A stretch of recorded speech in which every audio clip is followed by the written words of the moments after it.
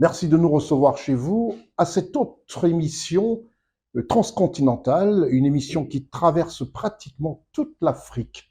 Nous allons parler du Cameroun, nous allons parler du Tchad, nous allons parler du Gabon, nous allons parler de la Côte d'Ivoire, nous allons parler du Congo, le Congo-Brazzaville bien sûr. Restez des nôtres, mais nous allons quitter notre bureau pour vous présenter, comme c'est devenu un peu de tradition, la ville d'Abidjan, histoire aussi quelque part de vous faire un tout petit peu rêver.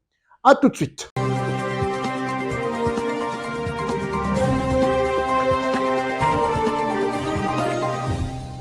Les membres du bureau du Centre gabonais des électeurs ont été reçus par la Cour constitutionnelle gabonaise, par les conseillers membres de la Cour constitutionnelle gabonaise, avec la présence bien sûr du président de cette Cour constitutionnelle gabonaise, Madame Boranso. Une réunion très sympathique parce qu'on sait aujourd'hui qu'en 2023 sera marqué par les élections au Gabon. À la tête de ce bureau gabonais des élections se trouvait le très récemment nommé Monsieur Stéphane Michel Bouna. On se regarde l'élément qui porte la griffe de Marie-Louise Ntam aux images, Teddy Ossé et Raoul Sonkoui à la voix. Vendredi 24 février 2023, le président de la Cour constitutionnelle, le docteur Marie-Madeleine Borantsouo, entouré des conseillers membres de la haute juridiction, recevait le nouveau bureau du Centre gabonais des élections conduit par Michel Stéphane Bonda, le président de cette institution. Le bureau nouvellement élu du Centre gabonais des élections, en plus de venir présenter ses civilités à la Cour constitutionnelle par cette visite, accomplissait aussi un acte qui revêt un caractère républicain, en ce que la haute juridiction est la gardienne des lois et veille également à la régularité des élections. Le premier responsable du Centre gabonais des élections au cours de cette audience fera le déroulé du programme des activités de cette structure pour les 5 prochains mois avec à l'horizon les prochaines échéances électorales. Et comme pour s'arrimer au diapason de ce que la haute juridiction avait déjà initié, le président Bonda va solliciter l'organisation des séminaires de sensibilisation sur la question électorale. Cette requête, bien qu'appréciée par l'ensemble des conseillers membres de la haute juridiction, toutefois, le docteur Marie-Madeleine Borantsouo va rappeler que celle-ci est soumise à la décision des autorités compétentes, ce d'autant plus que la récente concertation politique par ses attendus pourrait conduire à des modifications du code électoral. Par la suite, elle recommandera aux uns et aux autres que pour la réussite de la mission dont ils ont la charge et pour laquelle ils ont prêté serment, il leur revient de l'accomplir avec rigueur, sérieux, abnégation et en toute impartialité. La loi électorale est le seul et l'unique cadre défini à leur action et cela est une exigence impérative pour des élections apaisées que tous les Gabonais appellent de leur vœu.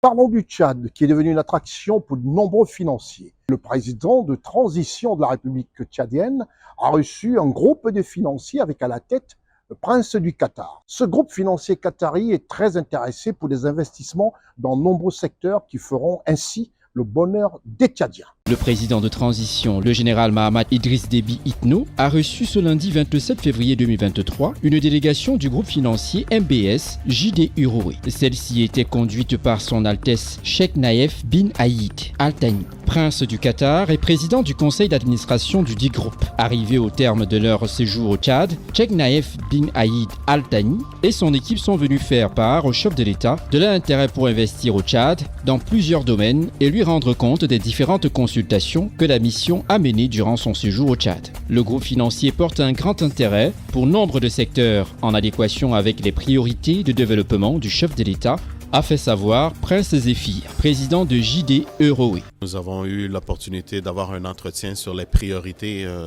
de Monsieur le Président pour le Tchad.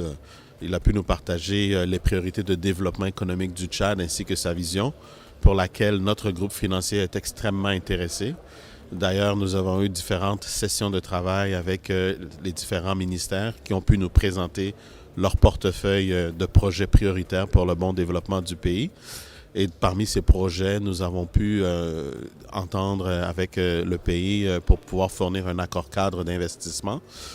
Des investissements qui vont toucher tous les secteurs, notamment l'agriculture, l'économie et en priorité le secteur de l'hôtellerie ainsi que d'autres points, le transport. Le transport qui va permettre de faciliter autant les marchandises, le développement et les autres types d'opportunités qui sont présentes au pays. Des projets en lien avec les abattoirs et les établissements hôteliers paraissent pour le président de transition, le général Mahamat Idriss Déby Itno, des secteurs à fort potentiel. Le groupe financier qui partage cette vision du chef de l'État tchadien, le général Mahamat Idriss Déby Itno, se positionne pour financer la reprise de ces infrastructures. Une feuille de route sera très rapidement mise en place, informe le président de JD Héroé. Par cette visite, le groupe financier sous l'égide de son président du conseil d'administration ambitionne être un vrai partenaire de développement du Tchad.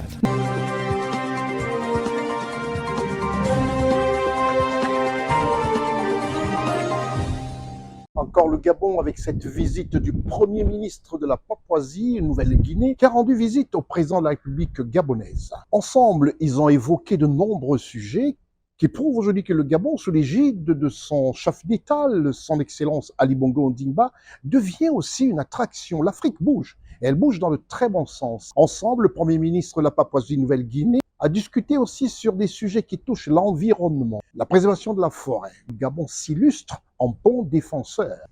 Teddy Ossé et Charlotte Abdoulaye pour CNN depuis Libreville.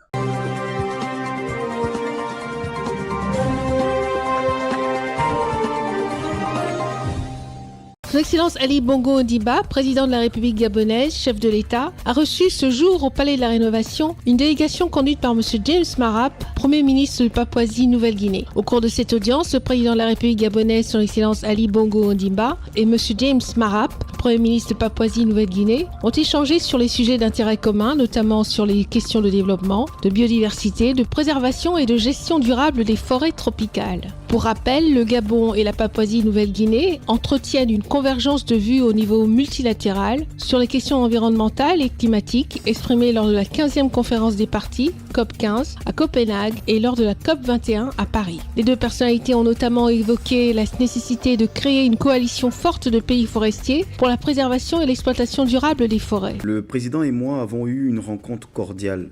Nos échanges ont porté sur l'intérêt commun dans la préservation de nos forêts. C'est un atout mondial que nous avons, le bassin du Congo. Il accueille la deuxième plus grande parcelle de forêt tropicale sur Terre.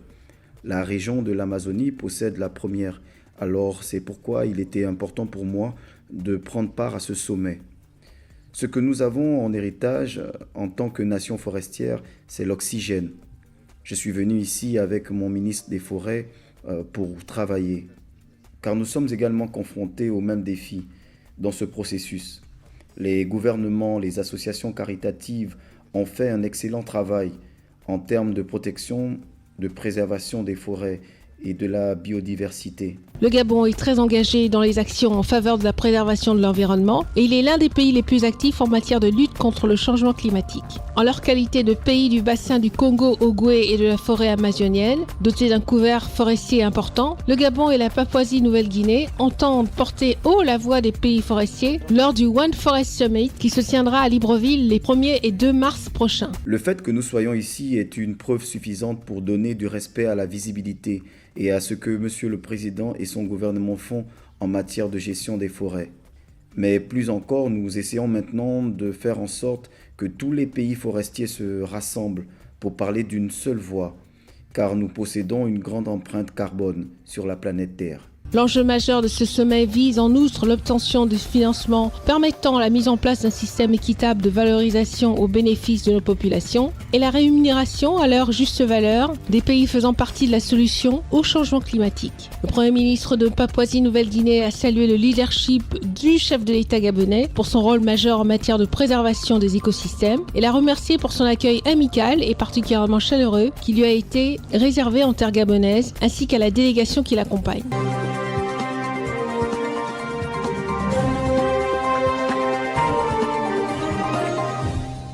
Le vice-président de la République de Côte d'Ivoire, son Excellence Tiemoko Meret Kone, a reçu un des administrateurs du FMI, le Fonds monétaire international. Ensemble, ils ont discuté de certains sujets. L'administrateur du Fonds monétaire international est venu en Côte d'Ivoire, pour remercier les autorités ivoiriennes et ensuite préparer déjà une visite de travail qui se tiendra ici même à la présidence de la République de Côte d'Ivoire avec le Fonds monétaire international. Des images de Koulibaly Ousmane et Bassolé Michel. Le vice-président de la République de Côte d'Ivoire, M. Tiemoko Meïle Koné, s'est entretenu ce mardi 28 février 2023 au palais de la présidence de la République avec l'administrateur du Fonds monétaire international pour la Côte d'Ivoire, M. Fassiné Sylla. M. Fassiné Sylla a indiqué s'être rendu au palais de la présidence pour, d'une part, remercier les autorités ivoiriennes de sa désignation par la Côte d'Ivoire et 22 autres pays d'Afrique comme leurs représentants au sein du conseil d'administration du FMI depuis octobre 2022 et, d'autre part, s'entretenir avec le vice-président de la République en prélude à une prochaine mission du FMI en terre ivoirienne. Ma visite s'inscrit sur deux volets. Le premier, c'était de venir remercier mes autorités ivoiriennes de m'avoir choisi comme leur administrateur au conseil d'administration du Fonds monétaire international avec 22 autres pays que je représente. Je ne pouvais pas venir ici sans dire merci aux plus hautes autorités et les remercier de cette confiance. Ça, c'était le premier volet. Le deuxième volet, et ça, c'est pas un scoop que je vais annoncer, bientôt la mission du Fonds monétaire international va être là pour faire une négociation avec un nouveau programme du pays. Et il était important qu'avant que cette mission ne démarre, que je vienne briefer mes autorités et qu'on ait des visions communes et qu'on sache qu'est-ce qu'il faut obtenir de cette mission. Il est à noter que le ministre de l'économie et des finances, M. Adama Coulibaly, et le directeur de cabinet du vice-président de la République, M. Emmanuel Aoutou Kofi, ont pris part à la rencontre.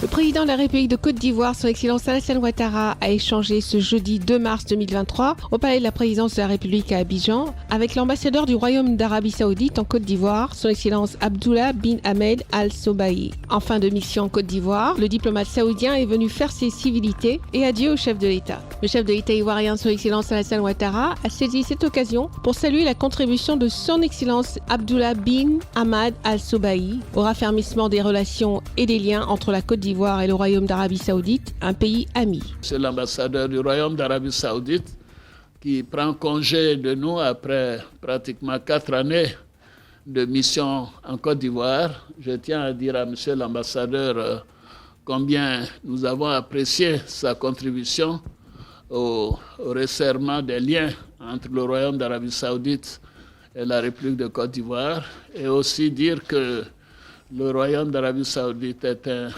royaume ami de la Côte d'Ivoire. Nous faisons de choses importantes ensemble, que ce soit au plan bilatéral et au plan régional. Et je le remercie pour tout le soutien qui est apporté à nos pèlerins, dont le nombre a été augmenté par donc Sa Majesté de 6 000 à 10 000 personnes maintenant. Et c'est dire un peu combien nos pèlerins sont appréciés à l'occasion de leur pèlerinage à la Mecque.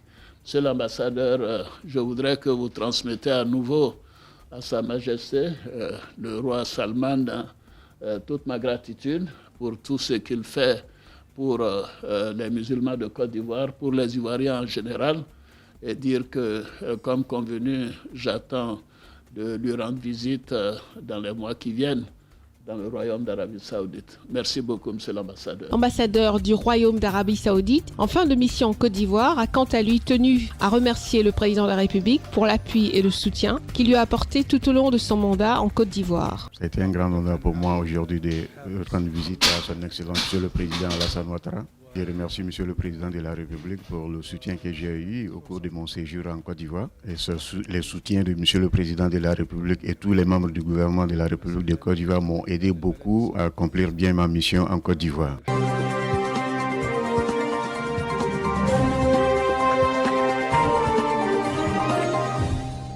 Le président de la République de Côte d'Ivoire, son Excellence Alassane Ouattara, a reçu ce jeudi 2 mars 2023 au palais de la présidence de la République les lettres de créance de 8 nouveaux ambassadeurs accrédités en Côte d'Ivoire. Il s'agit respectivement de leurs Excellences Rajesh Ranjan de l'Inde, Saeng Kim de la République de Corée, Denise Erdogan Barim de la Turquie, Elhadj Daouda Niang du Sénégal, Jessica Davis Barr des États-Unis d'Amérique, Mia Rimby de Suède, Tom Helge Noring du Danemark et Ingrid Mollestad de la Norvège. La cérémonie a obéi aux rituels protocolaires en vigueur en la matière, remise de la lettre de rappel de l'ambassadeur sortant par l'ambassadeur entrant au chef de l'État, remise de la lettre de créance du nouveau diplomate, l'accréditant en Côte d'Ivoire, allocution du président de la République, déclaration des nouveaux ambassadeurs à la presse et honneurs militaires. Dans son intervention, le chef de l'État a exprimé ses très vives et chaleureuses félicitations à ses 8 nouveaux ambassadeurs et leur a souhaité, au nom du peuple et du gouvernement ivoirien, le traditionnel Akwaba, bienvenue en Côte d'Ivoire. Je tiens à vous exprimer toute ma gratitude à vos chefs d'État respectifs pour avoir porté leur choix sur vos personnes pour les représenter auprès de mon pays. Je suis persuadé que vous apprécierez notre beau pays ainsi que le chaleureux peuple ivoirien dont l'hospitalité est légendaire et bien connue de tous. Je puis vous assurer de l'appui et de la collaboration du gouvernement afin que votre mission en Côte d'Ivoire soit fructueuse et contribue au renforcement des excellentes relations d'amitié et de coopération qui existent entre vos pays respectifs et le nôtre. Mesdames et messieurs les ambassadeurs, votre prise de fonction officielle intervient au moment où la Côte d'Ivoire connaît des progrès importants dans plusieurs domaines, notamment dans les domaines politiques, économique, social et sécuritaire. Chaque diplomate a par ailleurs relevé les domaines de coopération sur lesquels il entend mettre l'accent au cours de son mandat en terre ivoirienne, en vue des rapprochements des peuples, de la prospérité et de la paix.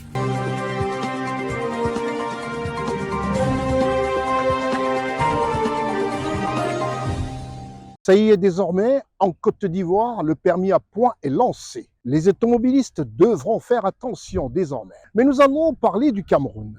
Au Cameroun, les feux de signalisation, les feux tricolores ne sont toujours pas respectés par les nombreux utilisateurs de véhicules, des taximans, des motocycleurs ou encore des automobilistes privés dans leurs grosses cylindrées. Les Camerounais devraient apprendre à respecter ces feux de signalisation, ces feux tricolores, parce que bientôt aussi arrivera sûrement le permis à points au Cameroun pour éviter les nombreux accidents. Un petit reportage signé Gozo Richard, Charlotte Abdoulaye et Raoul Sankoué pour illustrer un tout petit peu comment se passent les feux de signalisation au Cameroun. Ici, nous sommes dans la ville de Douala, capitale économique du Cameroun. La circulation routière est plutôt fluide à cette heure de la journée. Même si on peut apprécier l'aménagement de certains axes routiers de la ville, notamment celle de Bonanjo, Deido, Bonaberi, avec le deuxième pont sur le Vouri, on peut voir l'absence ou le dysfonctionnement de certains feux tricolores de signalisation dans certains grands carrefours de la métropole économique. Un dispositif visant non seulement à assurer la bonne utilisation des voies de circulation, mais aussi et surtout à assurer la sécurité des usagers de la route. L'absence ou le dysfonctionnement de ces feux tricolores n'est pas sans conséquences, notamment les embouteillages dans certains carrefours et des éventuels cas d'accident ne sont pas rares. La présence des forces de maintien de l'ordre pour réguler la circulation débloque quelque peu la situation, mais pas pour longtemps. Les feux tricolores jouent un rôle important dans la circulation routière. Le feu rouge signifie l'obligation de s'arrêter pour les automobilistes et les motocyclistes, afin de permettre aux piétons de traverser la route. Quand le feu passe au vert, les automobilistes et les motocyclistes ont la priorité de circuler, mais avec une millimétrique prudence. Quand le feu vire à l'orange, le code de la route demande à l'usager de prendre des dispositions pour s'arrêter. Mais il n'est pas rare de voir certains usagers ne pas respecter ces feux de signalisation dans les grandes artères de la ville de Douala. L'une des causes, de nombreux cas d'accidents. Pour éviter ces accidents de la route, il est impératif pour chaque usager de la route de respecter les feux et les différents panneaux de signalisation. La maintenance des feux de signalisation par les pouvoirs publics et le strict respect de ces feux de signalisation par les usagers de la route aiderait à réduire à coup sûr les cas d'accidents de circulation dans la ville de Douala.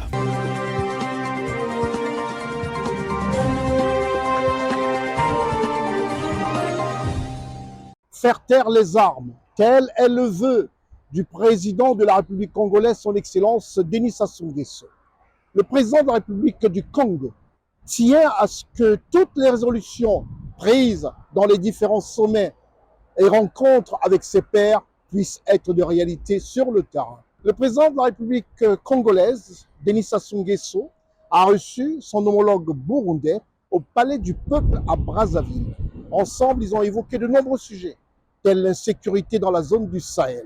Et surtout, le président tient à ce que le continent africain puisse connaître une paix durable. Nous allons retrouver tout simplement nos correspondants à Brazzaville pour nous relater cette rencontre, un tête-à-tête entre le président Sassou Nguesso, président de la République congolaise, et son homologue burundais.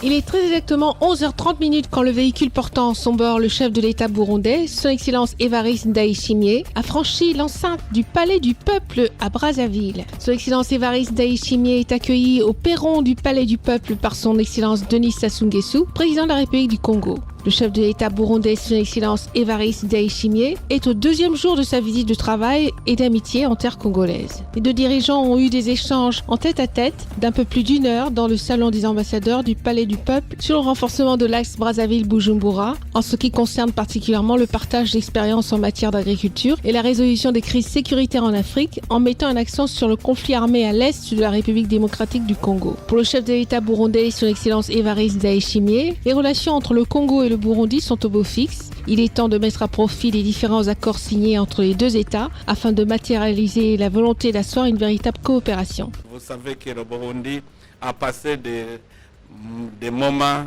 très difficiles, des moments de crise, et le président Denis Sassou Nguesso est resté solidaire avec le Burundi.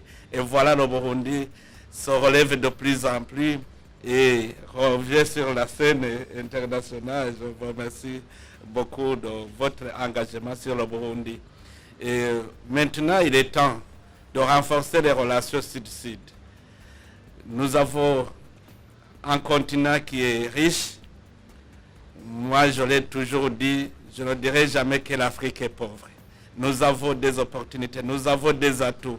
Et maintenant, il est temps que nos États renforcent les relations sud-sud pour échanger d'expérience, nous donner le meilleur que nous avons, parce que chaque pays a son expérience que nous pouvons échanger et aussi voir ensemble comment renforcer ces liens de coopération. Le chef de l'État congolais, son Excellence Denis Sassou Nguesso, s'est exprimé sur les axes prioritaires sur lesquels doivent s'appuyer la coopération entre les deux États. Il s'agit entre autres du partage de connaissances dans le domaine de l'agriculture qui est le cheval de bataille dans l'action de son Excellence Denis Sassou Nguesso dans le développement et la diversification de l'économie mondiale. Personnellement, j'ai déjà effectué une visite d'État au Burundi, vous le savez.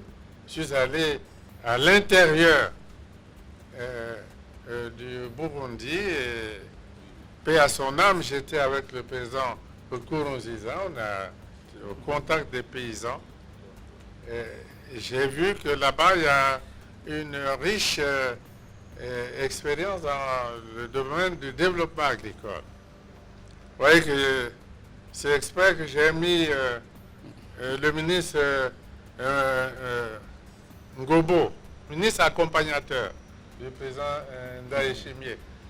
C'était pour lui donner l'occasion d'écouter les sages conseils du président. Ils ont énormément discuté. Ce n'est pas seulement avec le président, avec moi que le président Ndayishimiye a discuté, avec le ministre de l'Agriculture. Donc j'ai vu qu'au Burundi, nous avons beaucoup à apprendre. Et comme vous le savez, le président a lancé un vaste projet de développement agricole. Et nous nous battons pour atteindre des objectifs de développement agricole ici. La réunion de la grande commission mixte entre le Congo et le Burundi se tiendra avant la fin de l'année 2023. Question de capitaliser l'engagement de son Excellence Denis Sassou Nguesso ainsi que celui de son Excellence Évariste Ndayishimiye afin de raffermir les relations entre les deux pays. Les deux chefs d'État ont élargi leurs discussions sur les questions régionales. Ils ont réitéré leur attachement ferme à l'initiative africaine qui est de faire taire les armes sur le continent à l'horizon 2030. Son Excellence Denis Sassou Nguesso et son Excellence Évariste Ndayishimiye ont aussi réaffirmé leurs intérêts au processus de paix de Luanda et de Nairobi, sur la paix et la stabilisation de l'Est de la République démocratique du Congo et ont encouragé toute la partie concernée à résoudre cette crise par des moyens pacifiques. Nous sommes tous solidaires pour aider nos frères de la République démocratique du Congo pour retrouver la paix et la sécurité et commencer à œuvrer pour le développement de leur pays. On a aussi remarqué qu'il y a dans d'autres coins de l'Afrique des mouvements qui sèment l'insécurité dans les régions. La Corne de l'Afrique, il y a la République centrafrique, il y a le Sahel. Mais les chefs d'État sont déterminés à œuvrer ensemble pour recouvrer cette paix. En sa qualité de médiateur dans plusieurs conflits en Afrique, le chef de l'État congolais, son excellent Denis Sassou Nguesso, donne plus de change aux résolutions prises à Nairobi, à Luanda, à Bujumbura et à Kinshasa, à condition qu'il y ait de la volonté politique. En notre qualité de membre du Conseil de paix et de sécurité de l'Union africaine, nous avons récemment aborder les problèmes à l'est de la RDC. Et nous avons écouté les rapports du président Ndayishimiye, qui est président en exercice de la communauté des États de l'Est. Écouter les rapports du président Lourenço, du président Ruto. Et nous savons qu'ils ont mis en place un plan pour le retour de la paix et la sécurité à l'est de la RDC. Ce plan a eu le soutien de l'Union africaine. Et nous pensons qu'avec la volonté politique des dirigeants de la région et celle des peuples, progressivement, nous irons vers la mise en œuvre, parce qu'il ne faut pas prendre les résolutions sans les mettre en œuvre. Et lorsque les résolutions prises sont mises en œuvre avec le soutien des populations, je crois que nous allons atteindre les objectifs.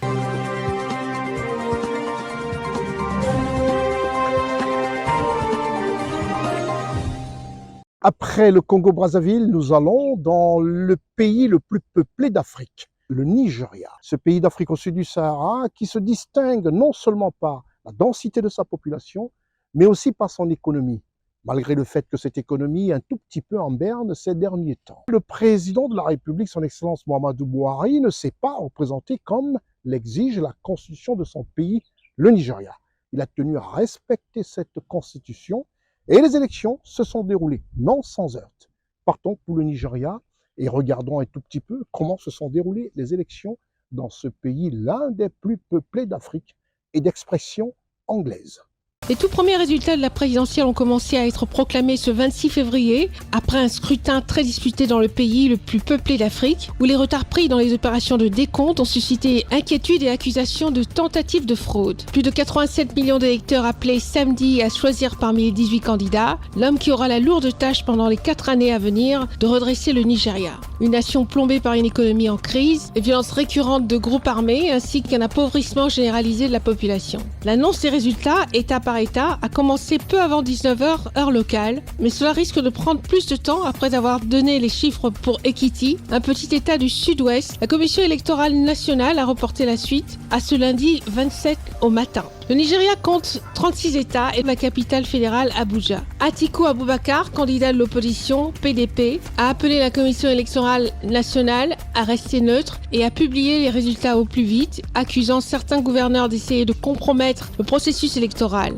L'ancien vice-président brigue ainsi la présidence pour la 6e fois. Le parti travailliste de l'outsider Peter Obi, de son côté, a accusé samedi soir la Commission électorale nationale de refuser de faire remonter les résultats dans l'État de Lagos, qui compte le plus grand nombre d'électeurs inscrits dans le pays, 7 millions, et celui du Delta Sud-Ouest, évoquant des pressions du parti au pouvoir APC. Peter Obi et Abubakar Atiku font partie du trio des favoris en compétition avec Bola Tinubu, 70 ans, représentant l'APC du président Muhammadu Buhari, qui se retire comme le veut la Constitution après 2 mandats, au bilan très critiqué. Dans un communiqué, l'INEC a reconnu des problèmes techniques liés à l'utilisation de nouvelles technologies de collecte et de centralisation des résultats de quelques 176 000 bureaux de vote pour la première fois dans l'élection nationale. Elle a toutefois assuré que ces résultats sont en sécurité et ne peuvent pas être falsifiés.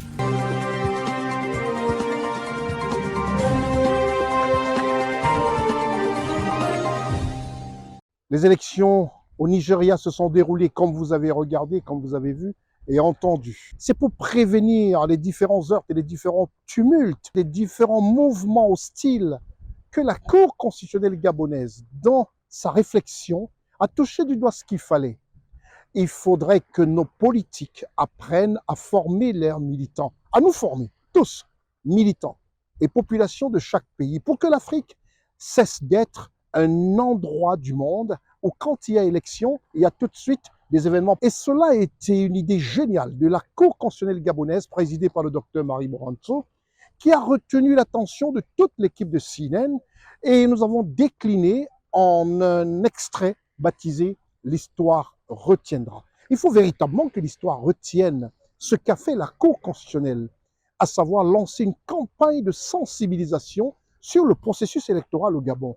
Mais ce n'est pas qu'au Gabon, tous les pays d'Afrique doivent en tirer des leçons. Nous vous proposons ici ce que dit le président de la Cour constitutionnelle gabonaise, le docteur Marie-Madeleine Boranso, au sujet des élections présidentielles, de ce que doivent connaître les uns et les autres, que ce soit des militants ou encore des populations gabonaises, mais je dirais en général l'Afrique. Nous allons tout de suite au Gabon retrouver des très belles images de notre collaboratrice Marie-Louise Ntsami. Vous allez vous demander, mais nous sommes les agents des forces de défense et de sécurité, nous ne nous mêlons pas de la politique. L'élection, ce n'est pas notre affaire, et comme ce n'est pas non plus l'affaire des juges que nous sommes, mais nous sommes d'abord des citoyens. La souveraineté nationale appartient au peuple et nous en faisons partie. Ce qui signifie que malgré le fait que nous ici, nous portons les toges que vous connaissez, et vous aussi, en face, vous portez aussi vos toges, au moins il y a un élément qui nous est commun, mais nous sommes également concernés par la chose publique et notamment par le moyen qui est mis à la disposition de nous, le peuple, pour choisir nos dirigeants.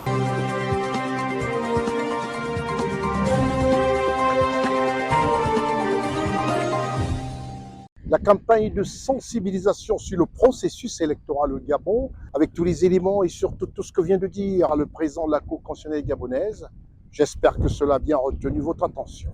Une autre juge constitutionnelle, le juge Louise Angué, a fait face, comme les autres d'ailleurs, les autres conseillers membres de la Cour constitutionnelle, qu'on retrouvera dans un documentaire spécial baptisé « Édition spéciale Acte 2 ». Dans cette édition, on vous proposera toutes les questions qui ont fusé en direction des conseillers membres de la Cour constitutionnelle. Mais ils ne se sont pas rebiffés. Ils ont répondu à toutes ces questions, à travers le Gabon, qu'ils ont sillonné d'ailleurs, à travers toutes les provinces du Gabon. On retrouvera dans cette édition qui vous sera proposée pour préparer et fêter ensemble la Journée internationale de la femme. Mais avant, le juge Louise Angué a répondu à une question d'une représentante de parti politique qui s'est amusée à aller sur un terrain, je dirais, un peu glissant. Mais le juge Angué ne s'est pas retenu, ne s'est pas rebiffé, ne s'est même pas vexé à détailler de fond en comble qu'est-ce que c'est le rôle des politiques, qu'est-ce que c'est le rôle des militants, que faut-il faire pour que chacun au Gabon, puisque c'est du Gabon qu'il s'agit, puisse comprendre. Mais surtout que les Africains puissent comprendre comment se comporter pour aborder de manière digne, sincère et sans heurts les élections présidentielles dans tous nos pays d'Afrique. Pour le Gabon, comme c'est le cas. Je suis Madame Yembi Armel. Je suis représentante du parti de l'opposition ADER, enseignante de philosophie. Dans son propos introductif, Madame la juge, Madame Angué, a précisé ce que c'est qu'une élection. je vais essayer de reprendre, peut-être pas textuellement ce qu'elle a dit, mais j'ai noté qu'elle disait « L'élection, c'est le choix que le citoyen va effectuer librement pour désigner les autres compatriotes qui vont le représenter. » Moi, ma question, c'est celle-là. Pensez-vous sincèrement que depuis 1993 jusqu'en 2016, le choix des Gabonais est respecté dans ce pays? Merci pour de l'intervention de Madame tout à l'heure. Sa première question est celle de savoir si depuis 1993, on peut dire que le choix librement exercé par les Gabonais, qui doit être librement exercé par les Gabonais au cours des élections, est réellement respecté. J'aurais pu lui renvoyer la question.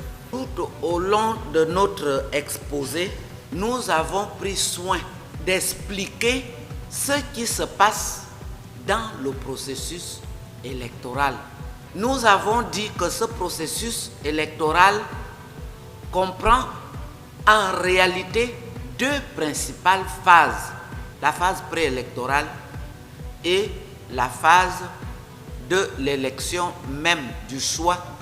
Ce choix qui doit être librement exprimé jusqu'à l'annonce des résultats au public, qui constitue la fin du processus électoral. Il n'y a plus d'élection. Nous avons pris soin de démontrer tout au long de notre exposé, non pas chercher à dédouaner la Cour. Non, nous ne sommes pas là pour chercher à dédouaner la Cour constitutionnelle. La Cour constitutionnelle est suffisamment grande pour assumer ses responsabilités et elle les a toujours assumées. Nous voulons que dans le processus électoral, chacun sache ce qu'il a à faire. Le citoyen, s'il ne se lève pas pour aller s'inscrire sur la liste électorale qui est désormais biométrique, il ne peut pas être considéré comme un électeur. Une fois inscrit, s'il ne se lève pas le jour du vote pour aller voter, en tout cas, il n'a pas exercé la souveraineté nationale que le constituant lui a donnée. C'est une lourde responsabilité, la souveraineté nationale, ce choix-là. Mais la plupart, nous pouvons l'affirmer ici, la plupart des Gabonais parlent de l'élection sans exercer la souveraineté nationale. S'il y a 480 inscrits dans un bureau de vote, 80 seulement s'en vont voter. Dites-moi, le choix que vous êtes censé aller opérer librement va se faire comment? Qui va aller le faire à votre place? Qui s'est déjà levé pour aller accomplir son devoir civique et puis son choix n'a pas été pris en compte? Nous avons démontré que c'est très bien parce que c'est un responsable d'un parti politique, qu'il soit de la majorité ou de l'opposition, en tout cas c'est un acteur politique. Nous venons de vous démontrer, on n'a même pas besoin de démontrer, de vous dire ce que la loi prévoit, que l'organisation matérielle des élections, jusqu'à l'annonce, à la centralisation des résultats à tous les niveaux, jusqu'à l'annonce de ces résultats au public, est entre les mains exclusivement des acteurs politiques. Enfin, dites-moi, comment vous-même, vous avez dans le bureau de vote les représentants des partis politiques, majorité, opposition, ce sont eux qui organisent l'élection. On parle seulement du bureau de vote. Dans le bureau de vote, vous avez le représentant de chaque candidat. Mais enfin, qui vient voler encore l'élection de l'autre? J'aimerais bien savoir. Il n'y a pas les syndicats dedans. Il n'y a que les acteurs politiques. Qui vient encore? À quel moment on réussit, un camp politique réussit à voler la victoire à l'autre? À quel moment? Comment ça se passe? Mystiquement ou bien, enfin, je ne sais pas. À quel moment cela pourrait-il encore se passer? C'est ça qui est un peu dommage. Nous espérons que cette fois-ci, ceux qui parlent des élections vont effectivement se lever pour aller s'inscrire sur la liste électorale, pour aller vérifier que les morts ne vont plus voter, pour aller vérifier que les personnes de mauvaise moralité ne sont pas sur la liste électorale. Parce que ceux qui font beaucoup de bruit sont ceux qui sont de très mauvaise moralité. Ça, c'est pour la première question. Personne, il n'y a plus personne, je ne sais pas d'où sort encore celui-là qui, dans le bureau de vote, va encore venir. Les représentants, les scrutateurs de la majorité sont là. Les scrutateurs de l'opposition sont là. Et puis, il y a le représentant du candidat. Il va sortir d'où?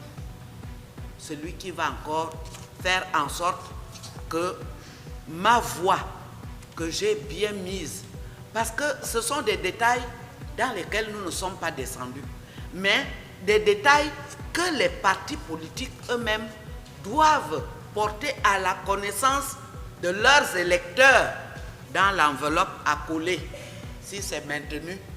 Voici, la loi explique tout ça. Voici comment on vote. S'il y a 10 candidats, tu vas choisir un. Donc dans l'enveloppe poubelle, quand tu vas aller à l'isoloir, mets les 9 que tu ne choisis pas. Mets-les dans l'enveloppe marquée poubelle. Et puis celui que tu choisis, c'est-à-dire moi, mets-moi dans l'enveloppe où c'est écrit vote. Tu prends les deux, tu vas laisser dans l'urne devant le président du bureau de vote et tous les autres scrutateurs avec les yeux pour scruter ce qui se passe. À quel moment encore on va venir dire que l'élection de tel a été volée? La victoire de tel, on n'a pas pris en compte. Si vous-même, vous ne formez pas vos électeurs.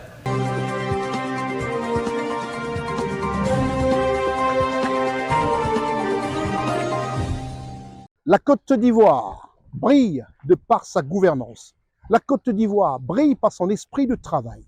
Le travail gouvernemental, instauré par le président de la République, son Excellence Alassane Ouattara. Et de manière hebdomadaire, un conseil de ministres se tient tous les mercredis. L'équipe de CNN reporte pour vous le conseil des ministres du 1er mars 2023 depuis le palais de la présidence de la République dans le triangle d'or du plateau, le quartier des affaires de la ville d'Abidjan, au cœur même du plateau. Des décrets et de nombreux sujets ont été abordés avec tous les ministres du gouvernement Patrick Hachi sous la présidence de son Excellence Alassane Ouattara, président de la République de Côte d'Ivoire. Un conseil des ministres s'est tenu ce mercredi 1er mars 2023 de 11h à 13h au palais de la présidence de la République à Abidjan, sous la présidence de son Excellence M. Alassane Ouattara, président de la République, chef de l'État. Le dit conseil a adopté 9 décrets relatifs à plusieurs domaines de la vie économique et sociale. Au titre du ministère d'État, ministère des Affaires étrangères, de l'intégration africaine et de la diaspora, en liaison avec le ministère de l'économie et des finances, le ministère du budget et du portefeuille de l'État et le ministère de l'éducation nationale et de l'alphabétisation. Le Conseil a adopté 2 décrets. Un décret portant ratification de l'accord du don numéro TFOC 0143 d'un montant de 14 700 000 $, soit environ 8 843 186 800 francs CFA, conclu le 20 janvier 2023 entre l'Association internationale de développement et la République de Côte d'Ivoire en vue du financement du programme pour le renforcement du système éducatif primaire. Un décret portant ratification de l'accord de prêt numéro 72 560-CI d'un montant de 352 400 000 euros, soit 231 246 800 francs CFA, conclu le 20 janvier 2023 entre l'Association internationale de développement et la République de Côte d'Ivoire en vue du financement du programme pour le renforcement du système éducatif primaire. Au titre du ministère de la Justice et des Droits de l'Homme, en liaison avec le ministère de l'Intérieur et de la Sécurité, le Conseil a adopté 2 décrets. Le premier décret fixe les modalités d'établissement du livret de famille et de certification de célébration civile. En application de la loi numéro 2019-570 du 26 juin 2019 relative au mariage qui réorganise les modalités d'établissement de ces documents, ce décret définit les différents éléments constitutifs du certificat de célébration civile et du livret de famille. Il réglemente les modalités de modification du livret de famille, rappelle les règles d'établissement de la copie conforme du livret de famille en cas de divorce et prescrit les modalités de sa reconstitution en cas de perte ou de destruction. Le deuxième décret est relatif à l'interdiction du territoire de la République. L'interdiction du territoire de la République est une mesure de sûreté qui vise à mettre fin à la présence sur le territoire de la République d'un étranger condamné pour un crime ou un délit, ou empêcher l'entrée de ce dernier sur le territoire lorsqu'il ne s'y trouvait pas au moment de sa condamnation. En application du Code pénal qui prévoit cette mesure de sûreté, ce décret précise les conditions de mise en œuvre de l'interdiction du territoire de la République ainsi que les organes chargés de son exécution. Au titre du ministère de la Justice et des Droits de l'Homme, le Conseil a adopté un décret portant institution d'un ordre du mérite de la justice. L'institution de cet ordre de mérite vise à célébrer et à valoriser davantage les acteurs du système judiciaire, ainsi les agents des services de la justice rattachés à la fonction publique que les auxiliaires de justice rattachés au secteur privé. L'ordre du mérite de la justice comporte 3 grades, à savoir le grade de chevalier, le grade d'officier et le grade de commandeur, accessible soit à titre normal, soit à titre exceptionnel ou encore à titre posthume. Au titre du ministère d'État, ministère des Affaires étrangères, de l'intégration africaine et de la diaspora, en liaison avec le ministère d'État, ministère de l'Agriculture et du Développement rural, le ministère de l'Économie et des Finances et le ministère du Budget et du Portefeuille de l'État. Le Conseil a adopté un décret portant ratification de l'accord de prêt numéro IC-C3 d'un montant de 15 milliards de yens japonais, soit environ 70 800 millions de francs CFA, conclu le 21 décembre 2022 entre l'Agence japonaise de coopération internationale et la République de Côte d'Ivoire en vue du financement du programme d'appui d'urgence à la sécurité alimentaire. L'objectif du programme est de mettre en place un système agricole résilient et durable. Ce financement permettra de renforcer la production locale des semences, de développer un réseau compact de distribution d'engrais et d'améliorer globalement la gouvernance dans le secteur agricole. Au titre du ministère des Mines, du Pétrole et de l'Énergie, en liaison avec le ministère de l'Économie et des Finances, le ministère du Budget et du Portefeuille de l'État et le ministère de l'Environnement et du Développement durable. Le Conseil a adopté un décret portant attribution d'un permis de recherche valable pour la colombo-tantalite à la société Gugenex Côte d'Ivoire SARL dans le département de Daloa, d'Issia et de Zoukoukbe. La société Gugenex Côte d'Ivoire SARL est une société de droit ivoirien spécialisée dans l'exploration et l'exploitation minière. Le permis de recherche pour la colombo-tantalite est délivré à cette société pour une période de validité de 4 ans, conformément aux conditions techniques et environnementales requises pour ne citer que cela. Au sujet des événements en Tunisie, le Conseil a été informé de toutes les dispositions prises par l'ambassadeur de Côte d'Ivoire en Tunisie depuis le 22 février 2023 relativement aux événements survenus dans ce pays. Le Conseil a été informé de la situation en Tunisie où nos compatriotes vivent des moments particulièrement difficiles. La ministre d'État, ministre des Affaires étrangères, a informé le Conseil de toutes les dispositions prises par notre ambassadeur en Tunisie, et ce, depuis le 22 février, date du début de ces manifestations. Des dispositions ont été prises et qui ont permis notamment d'enregistrer nos compatriotes au fur et à mesure qu'ils arrivaient, mais également de les héberger dans des conditions acceptables grâce donc à des ONG caritatives qui avaient été identifiées. Aujourd'hui, nous avons un effectif donc de 725 Ivoiriens qui ont été enregistrés. Parmi eux, après vérification de leur identité, nous avons 500 volontaires au retour. Il convient de noter que le ministère d'État, le ministère des Affaires étrangères avait pris toutes les dispositions pour organiser ces rapatriements depuis la semaine passée, mais ce sont nos compatriotes qui ont souhaité observer la situation pour voir si elle allait évoluer dans le bon sens.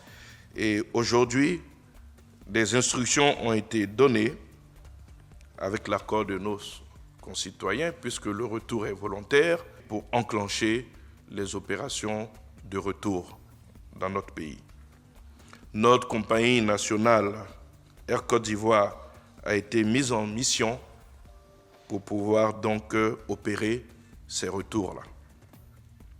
Mais en attendant, le chef de l'État, le président de la République, son Excellence Alassane Ouattara, a donné des instructions pour que leur soit accordée une aide financière.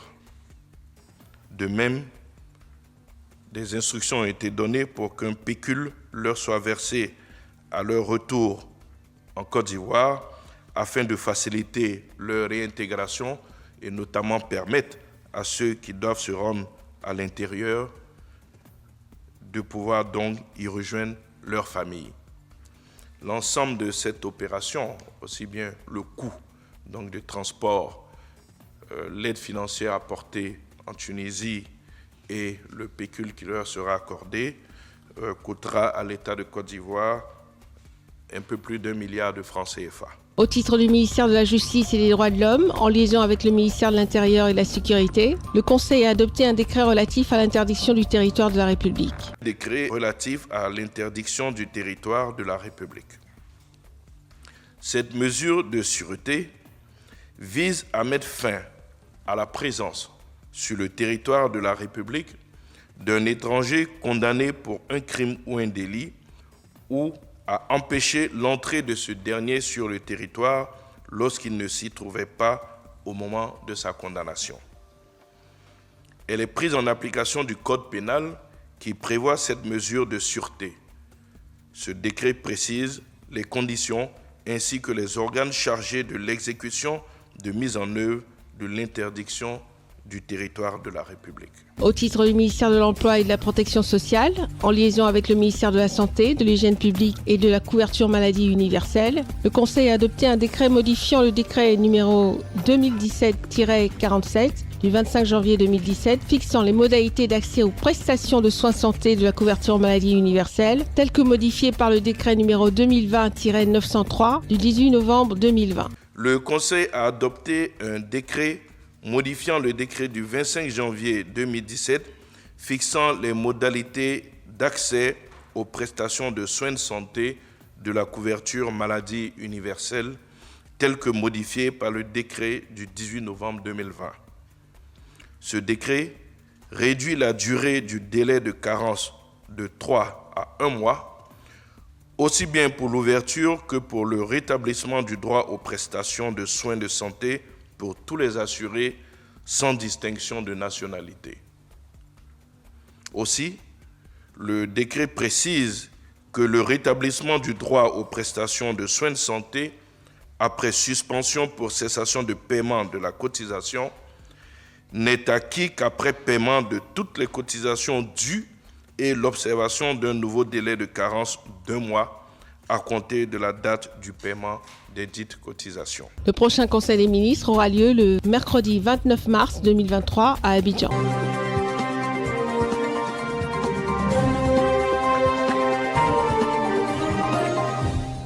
C'est un brillant politologue camerounais que je recevais à travers une de mes émissions qui disait « Pour notre Afrique, il faudrait que dans chacune des maisons qu'il y ait une bibliothèque et que nous fassions lire les uns et les autres. » C'est l'heure, comme il est de tradition dans cette émission, de présenter notre grand format. Pour ce grand format, il était important parce que le promoteur de cette université au Gabon, qui est une université qui a des réussites incroyables, et les parents en Afrique devraient le savoir, qu'aujourd'hui en Afrique, l'Université internationale de Libreville offre un cadre idoine. 100% de réussite, avec des élèves qui sont heureux de trouver tout de suite du travail parce qu'ils ont une formation adéquate. Il est important pour nous d'aller rendre visite à cette université et d'être reçus par le recteur, M. Jacques-François Mavungu.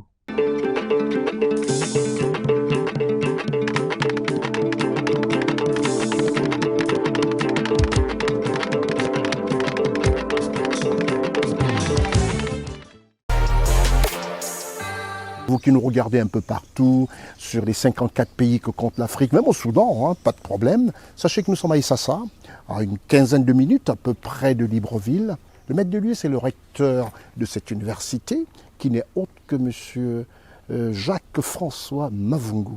Très jeune, brillant, il en a dans la tête. Hein. Et surtout, ce qui nous a fait plaisir, vous le regardez déjà d'abord là dans son bureau, parce que c'est important de le voir dans son bureau, mais il a dit, je ne veux pas vous recevoir ici.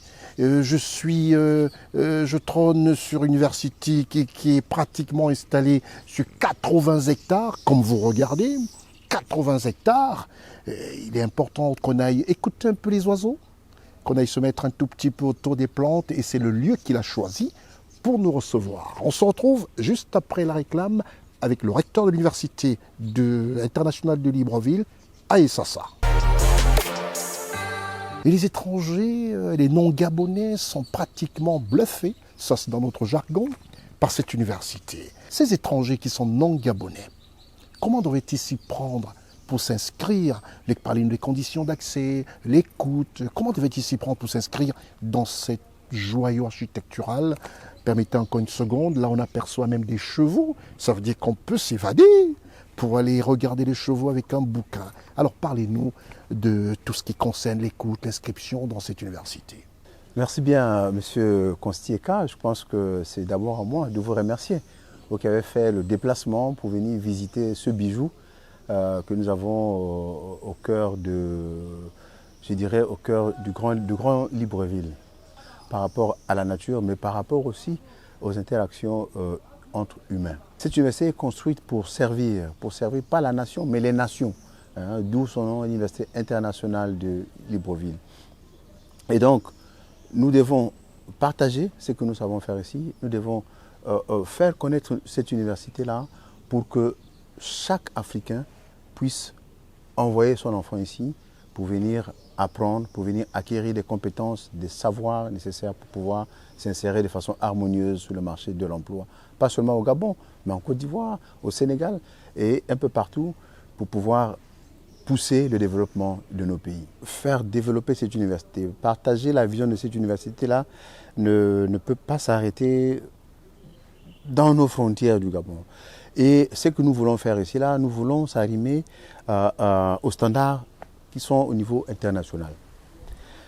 De ce fait, nous travaillons beaucoup avec les collègues qui sont à l'extérieur, d'où le partenariat est au cœur même de notre stratégie de développement.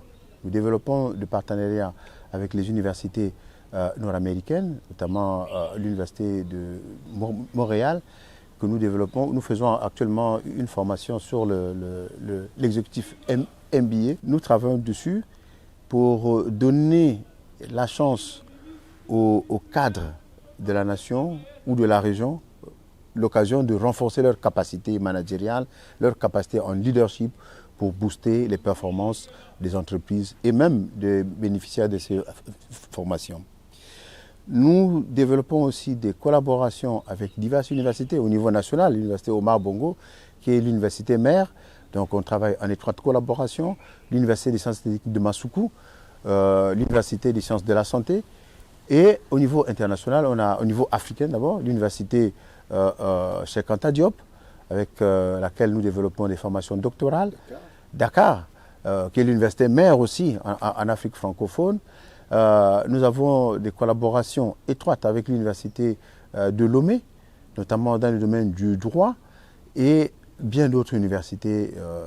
Récemment, on a eu l'occasion de les voir tous ici pendant la cérémonie de l'élévation de Madame le Président au grade de commandeur de l'Ordre international des palmes académiques du CAMES. Ils étaient tous venus et puis bon, voilà. Les inscriptions se font, nous avons un site web qui fonctionne merveilleusement. Donc les étudiants qui sont à l'extérieur du Gabon, qui veulent s'inscrire, peuvent faire toutes les démarches administratives au niveau de la plateforme et ils auront tous les éléments nécessaires pour faire leurs démarches administratives pour venir au Gabon. Quelle est la différence entre cette université dont on parle tant, désormais, l'Université internationale de Libreville, et les autres universités des pays d'Afrique? Déjà, je tiens à rappeler aux parents que la première différence, les autres universités d'Afrique sont un peu des universités d'État, comme il y en a partout dans nos pays. Mais la grande innovation, c'est qu'une intellectuelle aguerrie, a décidé, elle, au lieu d'investir dans dans ce que vous savez, des maisons, des commerces, elle a décidé d'investir dans l'intelligence, un legs aux générations. Alors les parents aimeraient savoir quelles sont les différences, quelle est la différence entre l'université dont vous êtes le recteur et certaines universités d'Afrique. Oui, il faut saluer la vision de Madame la Présidente de cette université-là, qui a voulu que ce campus-là soit un campus intégré. Là-dedans, vous remarquerez que non seulement il y a des salles de classe, il y a des auditoriums, des bureaux administratifs, il y a des résidences universitaires où les étudiants peuvent se loger, il y a un complexe sportif. On est on dira autour de 50 salles de classe, d'une capacité de 37 étudiants. Nous avons des auditoriums qui ont une capacité d'environ 1000 étudiants. Il faut dire que globalement, nous avons une capacité d'accueil ici de 5000 étudiants. Et ça encore, si nous sommes vraiment coincés, on peut utiliser aussi la plateforme qu'on a derrière, donc le lycée international Berthéjean, qui peut mettre à notre disposition aussi des salles de classe. Nous n'avons pas de problème particulier à ce niveau. C'est vrai qu'on a remarqué des très beaux amphithéâtres et des capacités énormes, des salles de classe. On a même surpris des élèves hier, très gentils, ils ne s'occupaient pas de nous, on les a filmés avec un professeur. Vraiment, les salles ne sont pas bondées, elles sont vraiment clairsemées pour donner la chance aux élèves de bien étudier. Alors peut-on savoir les différentes filières qu'offre l'Université internationale de Libreville? L'Université internationale de Libreville se décline en 4 établissements. Il y a la faculté de droit et sciences politiques, où nous travaillons dans le domaine de sciences juridiques. Et il y a aussi l'Institut de sciences de gestion, qui, dans cet établissement, nous développons tout ce qui est sciences de gestion, économie, et l'école polytechnique qui concerne tout ce qui est technologie, tout ce qui est métier du bois, génie civil, mais aussi le numérique. Nous développons beaucoup de numérique en partenariat avec Huawei Gabon. Nous travaillons en collaboration étroite.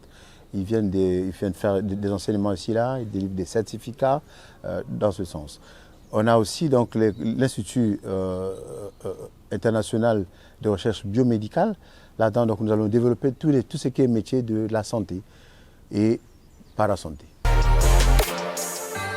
Alors dites-nous, est-ce qu'un jeune étudiant béninois, togolais, mozambicain, qui viendra étudier ici, repartira avec un diplôme reconnu dans le monde? La reconnaissance de nos diplômes par la plus grosse instance en la matière, donc le CAMES, nos diplômes sont reconnus par le CAMES. Donc ça veut dire que le diplôme qui a été obtenu ici à Libreville, à Essassa, est de plein droit valable à Brazzaville, à Kinshasa, à Abidjan, à Dakar, ainsi de suite. Donc dans 19 pays. Donc l'étudiant qui revient de Madagascar ne peut pas avoir peur de venir étudier ici, puisque son diplôme qu'il aura obtenu sera reconnu de plein droit dans son pays. Là où il est. Il est important aussi pour nous, parce que c'est vrai, je me permets encore de présenter comme ça aux téléspectateurs cet univers, un univers paradisiaque pour moi, parce que réussir à venir loger comme ça l'université dans cet univers, comme vous découvrez, pratiquement, on se dirait en pleine forêt. C'est vraiment une idée géniale, une idée qui m'amène à vous poser la question sur le développement durable, l'environnement et la recherche qui font partie aussi de vos différents pôles d'activité. C'est bien cela, non? Libreville, c'est une vieille ville maintenant, on peut dire. Il n'y a plus trop d'espace pour bâtir de telles infrastructures, en fait, parce que l'université, c'est pas un bâtiment où on vient faire les cours. L'université, comme vous voyez bien, il y a le jardin. Voilà pourquoi je vous ai invité. Venez profiter de ce jardin. Il y a le jardin, il y a des résidences, il y a des salles de sport, il y a le restaurant universitaire à côté que vous voyez.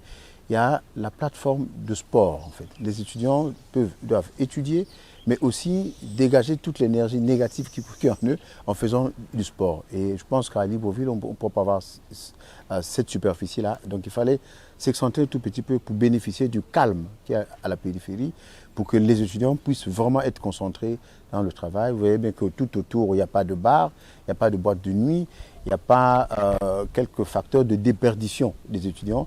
Les étudiants viennent ici, ils sont en salle de classe, dans leur chambre ou à l'église, pour ceux qui veulent aussi développer leur savoir-être. Parce qu'aujourd'hui, quand on voit toute cette beauté, on voit la richesse, plus de 50 salles de classe, comme les téléspectateurs regardent, avec des sièges fabuleux, et surtout toutes ces ces salles adaptées, adéquates, des salles de chimie, des salles électroniques, des salles pour... on a été véritablement bluffés.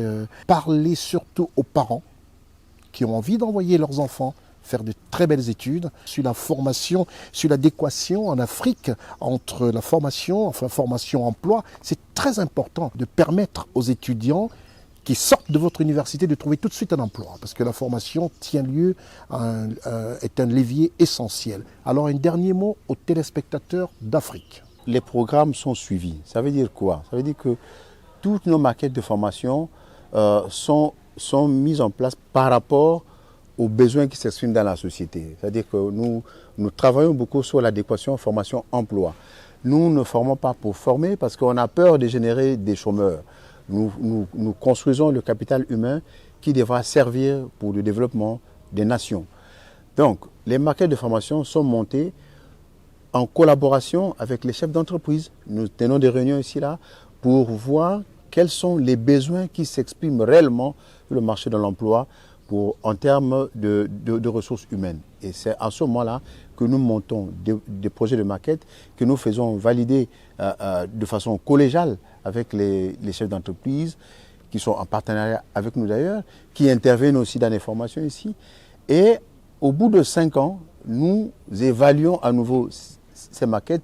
Si les maquettes ne répondent plus aux besoins de la formation, eh bien, on les ferme et on passe à l'autre maquette. Cette université a été construite dans cet objectif-là. C'est de garder les enfants dans leur famille tout en faisant leurs études. C'est le leitmotiv même. J'invite les parents à envoyer sereinement leurs enfants et en toute confiance leurs enfants ici. Je pense que le bénéfice est énorme. Le bénéfice financier qui est très visible, hein. Envoyer un enfant étudier à Paris coûterait plus cher qu'envoyer un enfant étudier à Libreville au Gabon. Le bénéfice est aussi psychologique. Être loin de ses parents, c'est souvent une porte ouverte à tout faire. Être proche de ses parents, je pense qu'on reste dans la ligne éducationnelle de ses parents. Et nous voulons aussi développer l'Afrique. Nous voulons développer l'Afrique. Ça veut dire que nous devons d'abord faire confiance en nous-mêmes. On ne peut pas faire confiance en l'Europe et vouloir développer l'Afrique. Ça paraîtrait contradictoire. Je pense qu'on doit se faire confiance. Nous devons nous décomplexer. Et je pense qu'en faisant chemin ensemble, doucement, nous irons vers ce développement rêvé.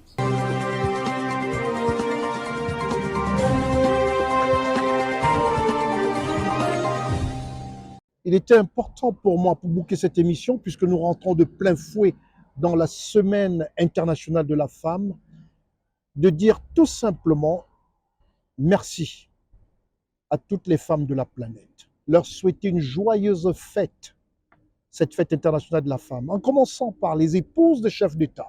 Oui, les épouses de nos 54 chefs d'État africains, parce que ces femmes derrière leurs maris sont d'une extrême importance. À toutes les premières dames d'Afrique et du monde, je vous souhaite une excellente semaine de la femme, une excellente journée du 8 mars, ainsi qu'à toutes nos mamans, toutes nos épouses, à toutes les jeunes filles, les jeunes demoiselles, à toute la gente féminine africaine a priori et mondiale. Et à travers cette fête, que je sais, vous prendrez d'assaut le 8 mars, je vous offre cette très belle rose, comme pour vous dire, nous vous aimons. Au revoir.